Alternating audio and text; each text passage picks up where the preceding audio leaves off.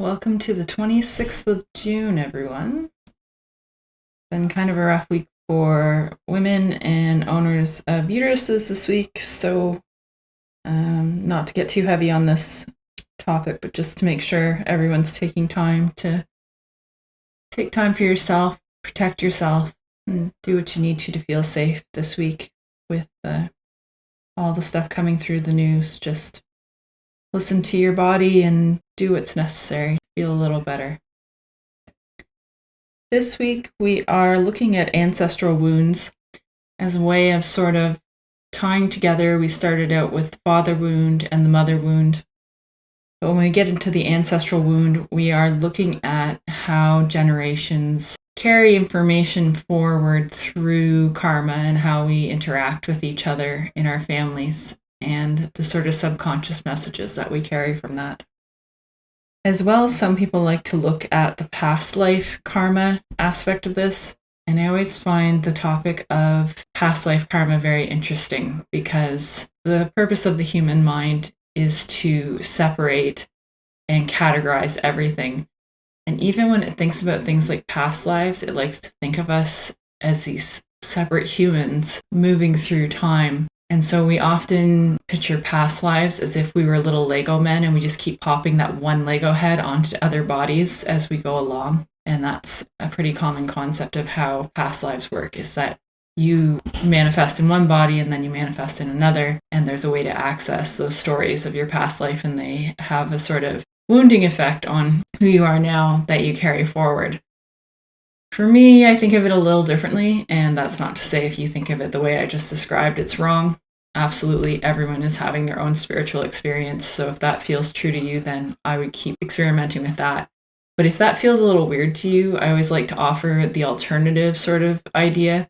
And generally, with certain spiritual practices, we look at the soul as one big connected thing. So reincarnation then becomes, instead of being, one Lego head moving from one body to another, it becomes more like the finger of a hand moving into one glove and into another finger of the glove, kind of moving along. So the general soul or spirit doesn't change so much as the outer coating, I guess you could say, changes, and that there's this big interconnection for all of us. So then when we look at it that way, it's harder to be like, okay, I was a knight in a past life, and before that I was a pirate, and whatever other stories.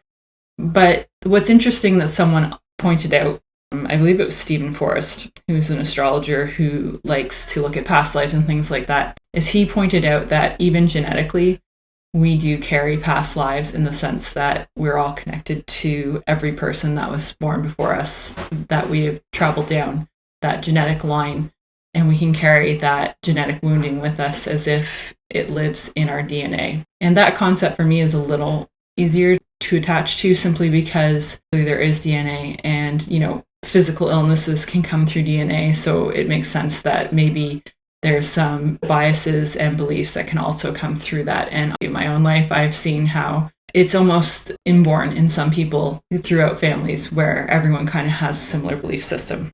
All that just to say, this week we are looking at ancestral wounds and how we carry them down with us. We're going to start out with our questions.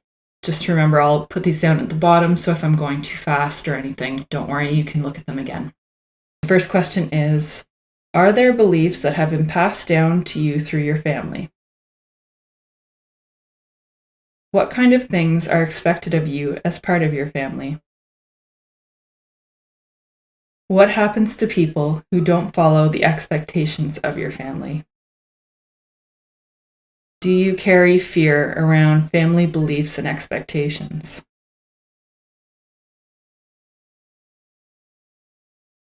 Take some time with those questions.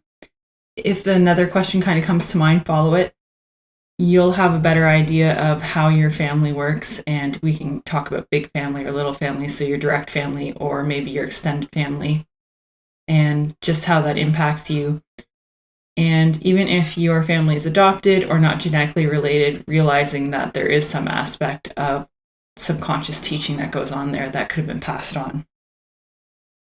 And for our practice today, I don't usually want to go into ritual or manifestation like magic practices, because I know for a lot of people who have strong beliefs, either religious beliefs or atheistic beliefs, it can feel very limiting because their system in their mind doesn't work that way. But what I want you to consider about this ritual is that even if it's all happening in your mind and none of it's based on science or your spiritual beliefs, the act of ritual is very soothing to humans. We do all kinds of rituals, brushing your teeth a certain way, taking a shower a certain way, what we do as soon as we come in the door when we get home, even how we like answer the phone. Things like these are all just rituals, and how we feel safer in our environment where everything can be a little bit chaotic and we can't predict things. So this is just a nice ritual I wanted to give you to start connecting with your ancestors. And one other thing to consider with connecting with your ancestors is that we don't need to have a specific person. The other thing to remember is that they often say in the spiritual realm, people will let go of the karma that they've carried. So if you happen to feel like connecting with someone who maybe you had a negative relationship with in life, recognize that in death we expect that they would not be that same person, in the sense that they wouldn't have all that negativity. They'd be more likely to be connected to spirit on a higher level and wanting positive things to be happening to you. So try that as a concept. Obviously, if this ritual doesn't work for you, you can always go back to one of my other recordings from a previous week. Don't feel like you have to do anything that makes you uncomfortable. But what we want to do is set up a little ritual space to dedicate to our ancestors, either as a collective idea or a specific person. Usually when we set up a ritual space, we start out by setting up something in the four corners. And each of the corners represents one of the elements. And we start that to kind of set a safe space for ourselves. Some people like to use an object that represents the element, like using a feather for air, using a candle for fire, using a cup of water for water, and maybe a plant for earth or a rock. Some people will use the tarot cards that represent those things. Some people just write it on a piece of paper, and some people will just honor it as it exists. For your actual ritual space, you either want a surface, or if you're just going to do this temporarily, you can just do it on the floor or on a table that you use all the time. And usually you want some sort of candle and some sort of offering that you can put in a bowl. And the offering can be anything. It could be a flower, be a piece of chocolate, maybe a drink. They often offer alcohol, but if that's not your thing, you can offer them a glass of lemonade. Just something to show that you come in with good intentions. Once you've found something for that ritual space, and if you can do a candle, you can light it. If not, don't worry. It's not the end of the world. It's just something to kind of get your mind cued that this activity is happening. Don't feel like you have to have it all figured out at once. It's something that you can kind of start with and build up. Anyways, if you just have a general space, we can kind of do a light version, and then you can add more stuff if you want to make it feel more ritualistic. So first we set the space, and in order to do that, you need to know which way is east, which way is south, which way is west, and which way is north. Most phones come with a compass on them now. Otherwise, you can just look at a map and they'll show you the north and south and figure out which way you're pointing.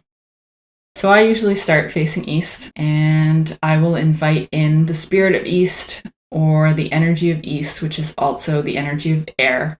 And if you have your item for air, you can put it in that corner and you can just invite it in. It's also a good time to kind of feel that airy element inside you, because realistically, everything you experience in the world is a manifestation from inside you. So just recognizing that airiness in you, maybe take a couple breaths. Then we turn to the south. South is the element of fire. So if you have a candle, if you don't want to deal with candles, some people will use like an item that represents fire. So like a hot pepper, ginger. You can just write the word fire on a piece of paper.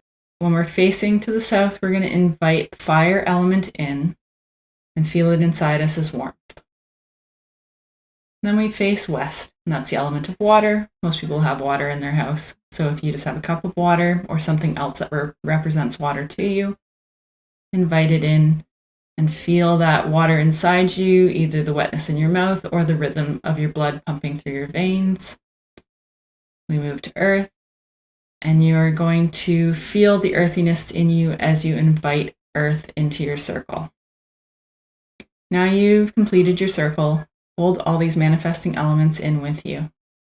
And either standing or sitting, depending on what surface you're working with, You can take a few breaths. And if your candle is already lit, you're good to go. Otherwise, you can light the candle that's in your space.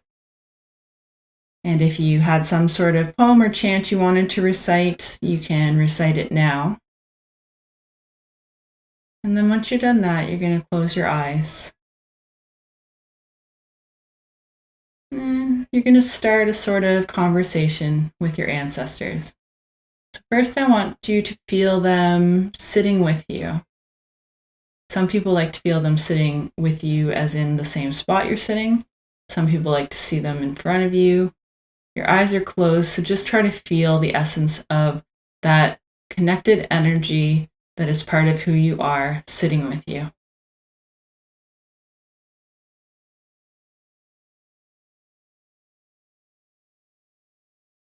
And first, we're going to offer them thanks for doing the best they could with what they had. Feel gratitude for whatever support you received from them being part of your family line and bringing you forward into the world.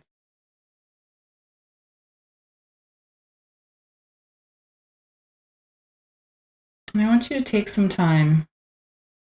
You can ask them questions. You can just sit in their presence. Just try to feel them being part of you.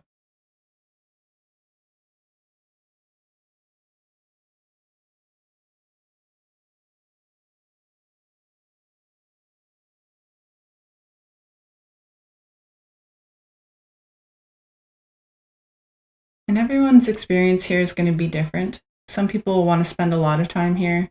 Some people will get uncomfortable after a few minutes and want to release. When you're done spending time with your ancestors, you're going to thank them for visiting. Welcome them to return the next time you're ready. And feel their energy leaving your body.